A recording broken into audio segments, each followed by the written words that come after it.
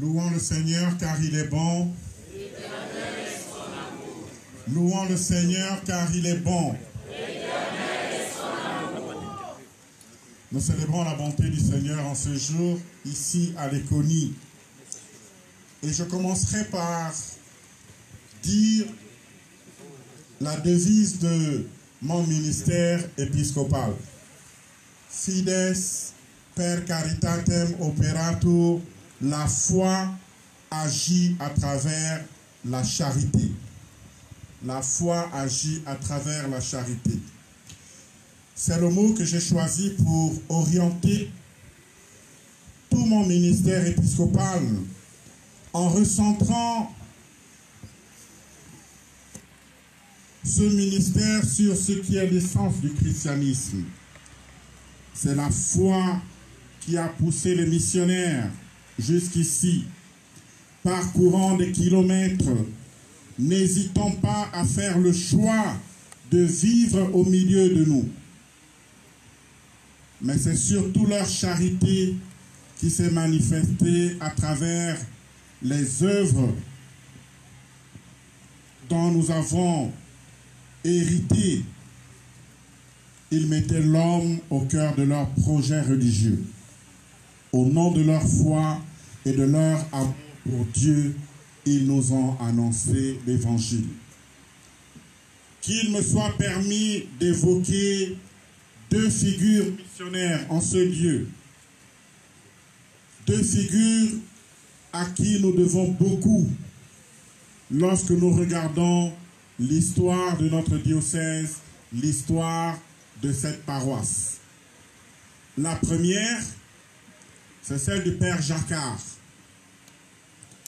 Beaucoup se souviennent du Père Jacquard parce que lorsqu'il a fini d'enseigner pendant plusieurs années et d'être le directeur du collège Messieurs, après Port-Gentil, il est venu dans ce diocèse. Et en vivant à Franceville, il s'est occupé de cette communauté de Léconie avec beaucoup d'amour, avec beaucoup de dévotion. Et même lorsqu'il est tombé malade, il n'a jamais arrêté de venir ici pour célébrer la Sainte Messe. La deuxième figure, c'est celle de Monseigneur Félicien Patrice Makwaka. Tout évêque qu'il était, il partait de Franceville et il venait ici à Léconie où il dormait. Il célébrait la messe le matin et il repartait, il s'arrêtait à Bongoville où il célébrait avant de rentrer à Franceville. Deux personnes qui nous ont transmis leur foi et surtout leur amour pour le Seigneur. La paix du Christ. Amen. Voilà les instruments que Dieu choisit. Chers frères et sœurs, chers peuples de Dieu, aujourd'hui, en célébrant cette messe d'action de grâce, en conférant le sacrement de la confirmation, nous vivons le premier jour de la visite pastorale ici à Léconie. C'est un moment important pour la communauté paroissiale, mais la première messe de l'évêque l'est non seulement pour les paroissiens, mais encore pour les fils et les filles de Léconie. Oui, Dieu nous visite à travers ses messagers. Nous sommes les instruments choisis par Dieu pour transformer le monde. Et nous gagnons gentiment en grandeur lorsque nous nous mettons au service de nos frères et sœurs. Voilà le ministère épiscopal. Voilà le sacerdoce. Voilà la foi. C'est une foi qui se met au service des autres par amour du Christ. Et c'est une expérience extraordinaire car elle nous a été transmise. La première lecture nous parle de la diaconie. La semaine dernière, nous avons vu comment les apôtres ont choisi 7 diacres pour les aider dans leur mission. Et aujourd'hui, c'est l'un d'eux qui part en mission, Philippe, qui se retrouve en Samarie et en Galilée, 2 régions où le Seigneur avait demandé aux apôtres d'évangéliser. Il leur avait dit, ne vous éloignez pas de Jérusalem jusqu'à ce que je vous envoie l'Esprit Saint. Et Philippe obéit littéralement à ce que le Seigneur Jésus avait demandé. Il commence par évangéliser la Judée où se trouve Jérusalem et il s'éloigne un peu en allant en Samarie. Et c'est comme ça que l'évangile va parvenir jusqu'aux extrémités de la terre. Et lorsque, en Samarie, les apôtres ont vent des chrétiens qui ont reçu le baptême, ils dépêchent Pierre et Jean. Ils ont déjà le baptême, mais Pierre et Jean viennent et ils leur imposent les mains. Parce qu'il n'y a pas d'église qui puisse naître en dehors des apôtres. La paix du Christ. Amen. Je le dis et je pense que j'en fais aujourd'hui l'essentiel de mon message pour les chrétiens ici. Papa Fouma et Papa Kalembe, ils ont bien parlé ici.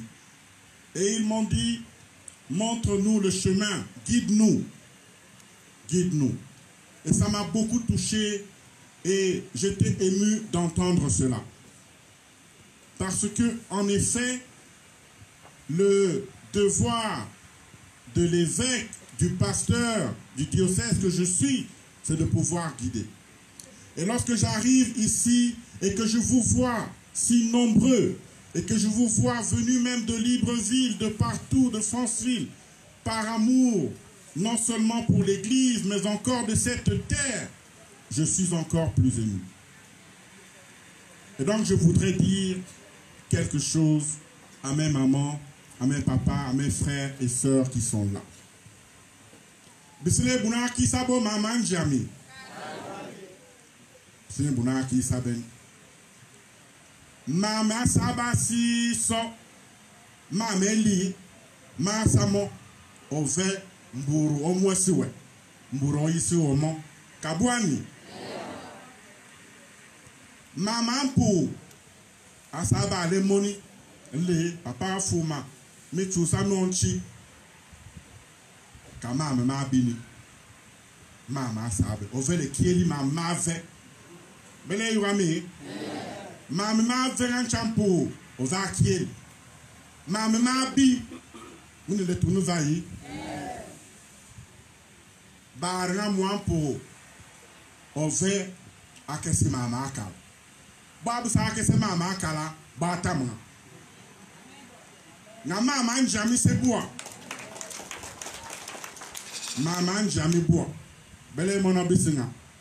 Ma tout son père, ma la son père, ma pandra ringa son père. Le six a tout demandé l'école. Et si bibi, koum. Et si bibi koum. Bisoumen Seigneur. Et si bibi koum, mana tout moun l'école ouvroui, ngami, et mi kiron Seigneur, ba vroa tout mami l'école. Belle yuami.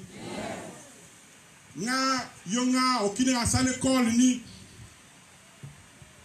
Oteminga mwa barimbriwa yisrabu wa mama njami omokuna ira.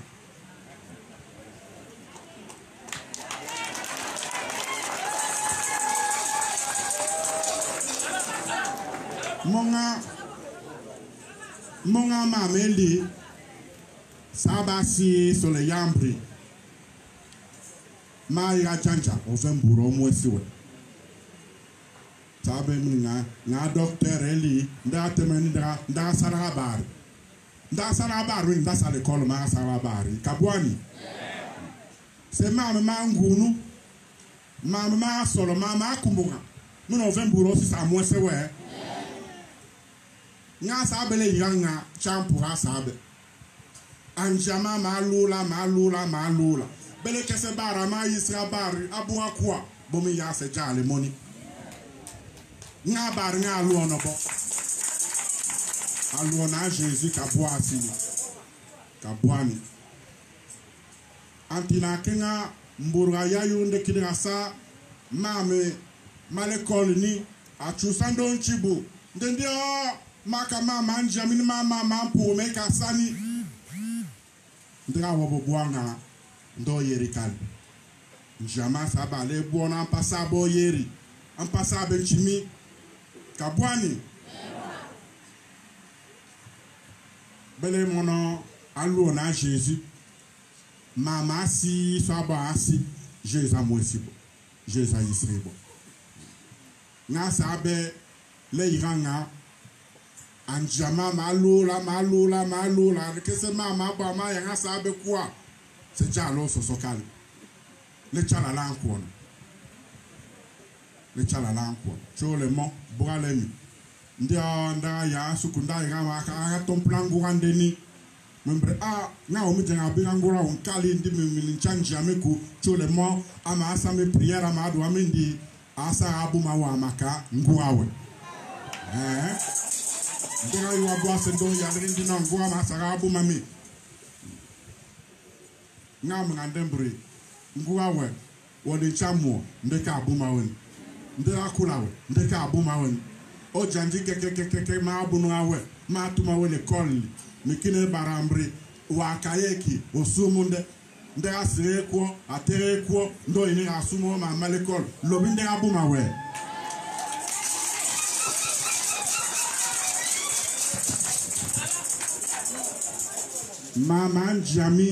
Mama njami, kama kisani. Eli sabe chuesi sokun. Mburate madu andi njami wobongami. Nimi luoro njama wobongami mi duami mami. Kabwani. Bele yambura wobwa bele donde mbreki nala. Njami wobongandi ngako. Njami wobongamburu ngamwa sabenga barasi so Mese si so aya ayua mama njama adu hande. Ngamu mama mele ayua ni chale koni, ayua ni cha asuku. Maka mama njamini, mama manda kunda adu handi mama njami. La paix du Christ. Amen. J'insiste sur ça, frères et sœurs, parce que le christianisme, la religion que nous ont transmise les apôtres, que nous ont apporté les missionnaires, a été pour nous facteur de développement, facteur d'éducation, d'instruction. Parce que au nom de la religion, au nom de la foi, nous devons apporter la vie spirituelle, la connaissance des Écritures, mais nous devons surtout apporter ce qui permet à l'être humain de vivre en plénitude sur cette terre.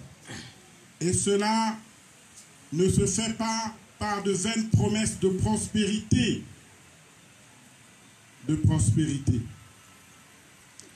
La deuxième lecture d'aujourd'hui nous a donné une grande leçon. Saint Pierre nous dit, il vaut mieux souffrir en faisant le bien plutôt qu'en faisant le mal. Une grande leçon. La religion commence par là, que nous puissions choisir de faire du bien à nos frères et sœurs, à nos compatriotes, plutôt que de leur faire du mal. La paix du Christ. Amen. La religion commence aussi par contempler la vie de Jésus. Et beaucoup de gens se demandent souvent, mais pourquoi nous avons la croix? Parce que la croix résume ce que le Christ a fait. La souffrance est une réalité de notre existence. Si nous promettons un monde sans souffrance au nom de la religion, nous sommes en train de nous éloigner du Christ lui-même qui est venu sur terre et qui a souffert la passion. La paix du Christ. Amen. Il n'existe pas une vie sans souffrance. Sans souffrance. Il nous faut pouvoir travailler. il nous faut pouvoir faire des sacrifices, renoncer à plusieurs choses. Et cela représente un peu de souffrance. Saint Pierre dit, ayez une conscience droite, non pas pour écraser vos adversaires ou pour les bousculer. C'est seulement au moment où ils vous calomnient, ils calomnient la vie que vous menez dans le Christ, qu'il faut leur montrer vos convictions sans violence, avec patience et avec cohérence, c'est-à-dire le témoignage de notre vie. C'est pourquoi cette pensée de la deuxième lecture de ce jour rejoint ce que je vous ai dit. La foi, si elle veut être authentique, elle doit avoir une dimension de charité envers nos frères et sœurs. Saint Pierre comme Saint Jean nous disent ce qu'est la fidélité au commandement de Jésus. Il vaut mieux souffrir pour avoir fait le bien, si c'était la volonté de Dieu, plutôt que pour avoir fait le mal. C'est ainsi que le Christ est mort. Dans sa chair, il a été mis à mort. Dans l'esprit, il nous a rendu la vie. Et nous avons donc à vivre dans l'esprit du Christ, l'esprit de vérité qu'il appelle dans l'évangile d'aujourd'hui le défenseur. Et il dit, je vous donnerai un autre défenseur, parce que lui, le Christ, est notre premier défenseur. Et comment est-ce que le Christ nous défend? Il nous défend premièrement en étant au milieu de nous, en étant en nous. Et c'est très important. Il y a ce que nous voyons et ce que nous ne voyons pas, frères et sœurs. La paix du Christ. Amen. Il y a ce que nous voyons et ce que nous ne voyons pas. Il y a la vie matérielle, physique, visible, de tout ce qui relève de l'expérience. Et il y a ce qu'il y a en nous que les autres ne peuvent pas voir, mais qu'il n'y a que Dieu seul qui voit. Et alors, Jésus veut que nous connaissions le Père. Cette connaissance n'est pas une connaissance intellectuelle. Ce n'est pas une connaissance abstraite. Connaître dans la Bible, c'est être en relation avec quelqu'un. En ce jour-là, vous connaîtrez le Père. Et vous reconnaîtrez que je suis en mon Père et que vous êtes en moi et moi en vous. Voilà le début de la vie spirituelle. La paix du Christ. Amen. La vie spirituelle part de cette présence de Jésus en nous. Nous pourrions faire beaucoup de bruit. Nous pourrions rester là de 10h à 17h. Ce n'est pas ce qui augmentera la vie spirituelle en nous. Ce qui augmente la vie spirituelle en nous, c'est la prise de conscience de cette présence de Jésus dans son Église, à travers les apôtres qu'il envoie en mission, mais surtout par le choix qu'il a de demeurer en nous et d'envoyer son Esprit Saint sur nous. La deuxième chose qui nous montre que nous sommes en train de grandir spirituellement, c'est l'amour que nous avons et pour Dieu et pour notre prochain. Celui qui reçoit mes commandements, dit le Seigneur dans l'évangile d'aujourd'hui, celui qui garde mes commandements, c'est celui-là qui m'aime. La paix du Christ. Amen. Celui qui aime les commandements de Dieu, celui qui aime Dieu, il garde les commandements de Dieu. Et celui qui m'aime sera aimé de mon Père. Et moi aussi je l'aimerai et je me manifesterai à lui. Pourquoi prions-nous? Pourquoi croyons-nous en Dieu, frères et sœurs? L'une des réponses qui nous vient de l'évangile de ce jour, c'est pour pouvoir aimer Dieu. Et pour aimer Dieu, vous savez qu'il y a le commandement de l'amour Tu aimeras le Seigneur, ton Dieu, de tout ton cœur, de toute ton âme, de toute ta force, et tu aimeras ton prochain comme toi-même. Voilà le commandement de l'amour. Et c'est le cœur de la religion. Il n'y a pas de religion sans amour pour le prochain.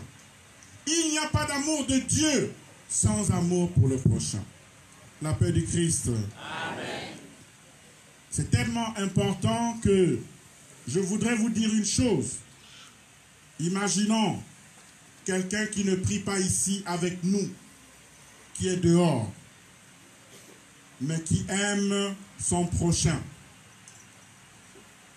Et imaginons quelqu'un ici avec nous, nous-mêmes, chacun de nous ici présent, qui croit en Dieu, mais qui n'aime presque personne. De qui le Seigneur sera-t-il content?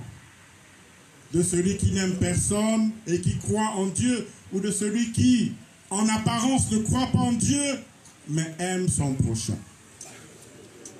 Celui qui aime son prochain. Frères et sœurs, l'amour de notre prochain est la clé de la religion.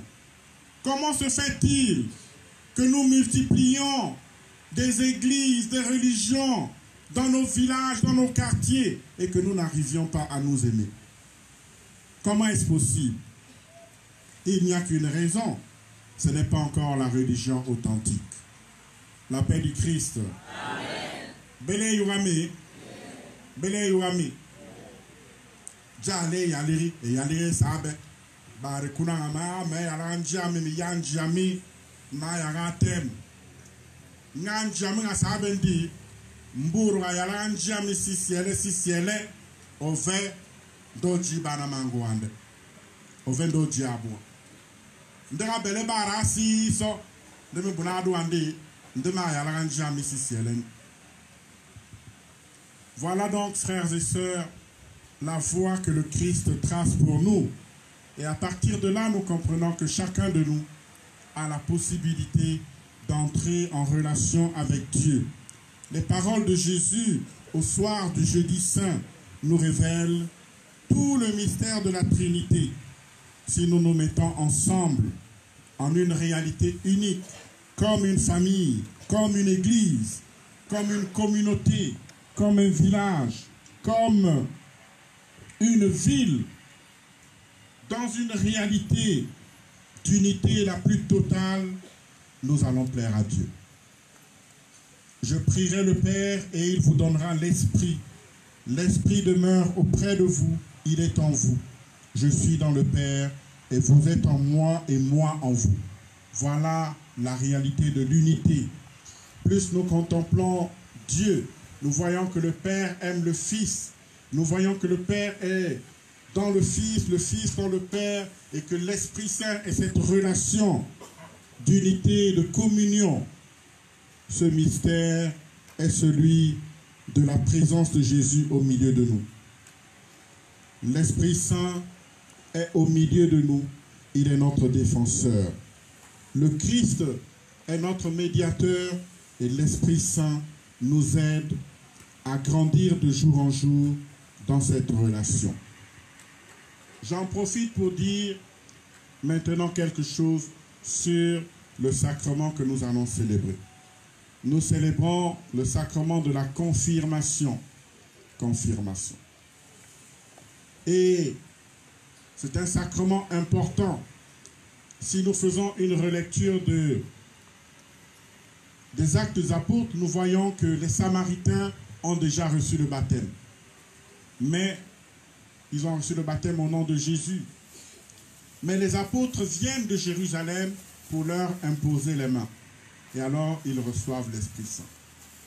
Si nous lisons les évangiles, nous voyons que Jésus, au moment de mourir, expire, c'est-à-dire il souffle, il remet l'Esprit.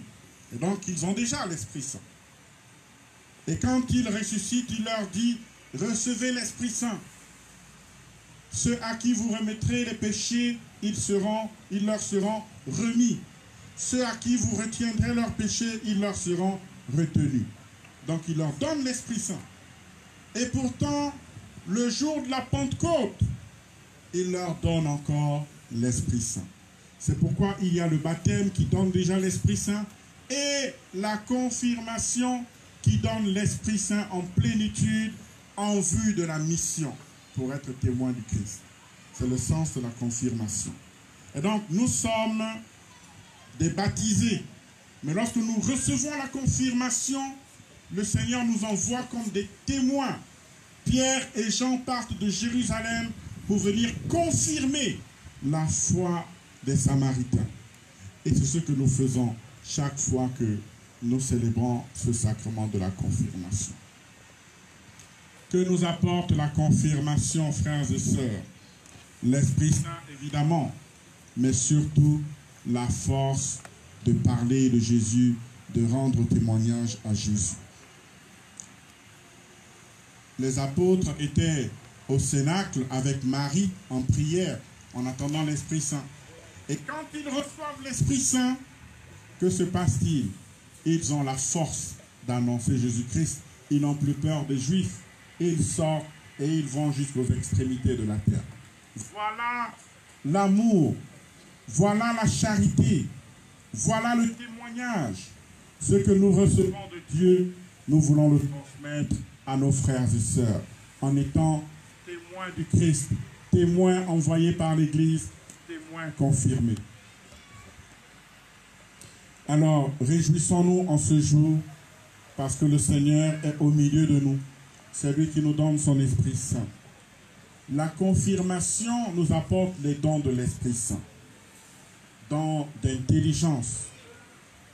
La foi que nous avons reçue de Dieu est une foi qui nous rend intelligents. Si vous voyez quelqu'un au nom de la foi qui ne raisonne plus, sachez que ce n'est pas l'Esprit Saint qui est en lui. La paix du Christ. Amen. Esprit d'intelligence. Intelligence, ça vient de Dieu. Esprit de science, ça vient de Dieu. Esprit de sagesse, ça vient également de Dieu. La crainte du Seigneur, la piété filiale, le conseil, plus les fruits de l'Esprit Saint, la bonté, la patience, la bienveillance, toutes ces choses nous font voir que l'Esprit Saint est présent dans une vie. Mais si nous croyons en Dieu et que nous ne raisonnons plus, c'est un problème. Ce n'est pas la foi véritable. La paix du Christ. Amen. J'ai dit à un de mes cousins qui avait amené notre tante dans une petite église alors qu'elle était déjà très malade, qu'il fallait qu'on l'amène à l'hôpital. Il me dit, mais comment? Toi qui es prêtre, tu n'as pas la foi. On va la soigner. Je dis oui, on va la soigner, mais emmenons-la à l'hôpital. Non, elle est restée là-bas, elle dormait maintenant à l'église. Vous vous rendez compte, frères et sœurs? Vous vous rendez compte? Mon père, si quelqu'un vient demander à dormir à l'église ici, jamais. Nous, catholiques, on ne fait pas ça. Elle dormait à l'église, et puis finalement, elle est morte. Eh oui. Mais j'ai envie de dire que elle est morte, elle devait mourir. C'est vrai. Mais en même temps, j'ai envie de dire que mon cousin n'était pas intelligent. Il ne croyait même pas en Dieu. Quelle est cette foi qui empêche de raisonner, frères et sœurs? En plus, c'est tellement bête qu'il n'a pas lu toute la Bible. Et je lui dis, mais regarde, c'est écrit dans Siracide 38 que quand quelqu'un est malade, il doit avoir recours au médecin car c'est Dieu qui a créé le médecin. Vous voyez, la foi nous rend intelligents. La foi nous rend sages. La foi nous rend charitables. La foi nous donne l'amour pour notre prochain. Ça, c'est la foi. Ce n'est pas beaucoup de bruit. Ce n'est pas de crier. Non. La foi nous demande d'agir avec humilité. Saint Pierre nous demande ce dimanche de pouvoir rendre raison de notre foi. Nous devons pouvoir justifier notre foi, rendre témoignage de notre foi. Alors, je reviens à ce que je disais. Si nous croyons en Dieu, nous devons être des personnes plus charitables. plus généreuse, plus disponible, plus serviable. Nous devons nous aimer les uns les autres, au nom de notre foi. Car c'est Dieu qui fait cela. Dieu est amour. Celui qui demeure dans l'amour demeure en Dieu et Dieu demeure en lui. Voilà la définition de Dieu. Il n'y a pas un Dieu abstrait, loin de nos réalités. Et notre foi en Dieu nous fait aussi comprendre qu'il est au milieu de nous. Quel que soit ce qui va se passer. Quel que soit ce qui va se passer dans notre vie. Je termine en disant que le mystère de Pâques reste présent dans nos cœurs. Nous sommes au temps pascal. C'est le mystère de la résurrection, n'est-ce pas? La paix du Christ. Amen. La résurrection du Christ nous dit que la vie ne finit pas ici. La vie ne finit pas sur terre. Il y a une autre vie, plus longue, plus abondante, après celle-ci. Et nous ne devons pas nous battre en utilisant le fonds de commerce de certains qui justifient la mort en accusant d'autres personnes. Si quelqu'un meurt, c'est que Dieu a dit que cette personne devait mourir. La paix du Christ. Amen. Si je dois mourir aujourd'hui, quelqu'un va venir, il peut tirer sur moi, mais je vais mourir. Si je ne dois pas mourir aujourd'hui, il va tirer sur moi, mais ça ne va pas me toucher. Il va me blesser, mais je vais survivre. Parce que le Seigneur n'a pas dit que je vais mourir. Mais alors, comment est-ce possible que, comme j'ai écouté l'année dernière à un enterrement, quelqu'un puisse dire que voilà le couteau, voilà tout ce qu'il te faut, il faut que tu viennes te venger, parce que celui qui t'a tué ne doit pas rester en paix ici sur terre. Et c'était un chrétien qui parlait. La paix du Christ. Amen. Mais quel est ce genre de foi où on appelle à la vengeance? Et je suis allé le trouver le soir et je lui ai dit que, mais où est ta foi? Il dit non, on a tué mon frère, c'est pourquoi j'ai parlé comme ça. Je dis, qui a tué? Il dit non, je sais, mais je ne veux pas vous dire. Je dis, mais dans ce cas, celui qui a tué est plus fort que Dieu, puisque c'est Dieu qui nous fait venir au monde. Et c'est Dieu qui décide aussi quand nous devons quitter ce monde. La paix du Christ. Amen. Voilà notre foi chrétienne. Nous venons au monde par volonté de Dieu et nous quitterons ce monde aussi quand Dieu le voudra. Ça peut être à 40 ans, à 50 ans, à 20 ans ou à 80 ans. On ne sait pas pourquoi, c'est Dieu qui sait. Mais nous devons penser à la résurrection du Christ. Le Seigneur nous donne son esprit pour nous vivifier, pour nous faire vivre dans l'amour pendant que nous sommes sur terre. Parce que vivre avec Dieu, c'est vivre dans l'amour. Vivre de Dieu, c'est vivre d'amour. Vivre après cette vie comme des ressuscités, c'est aimer continuellement comme Dieu aime.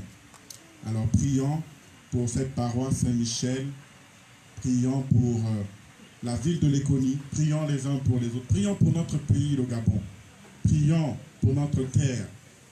Que ce soit une terre où, au nom de la foi et grâce à la foi, nous réussissons à nous aimer les uns les autres. Loué soit Jésus-Christ.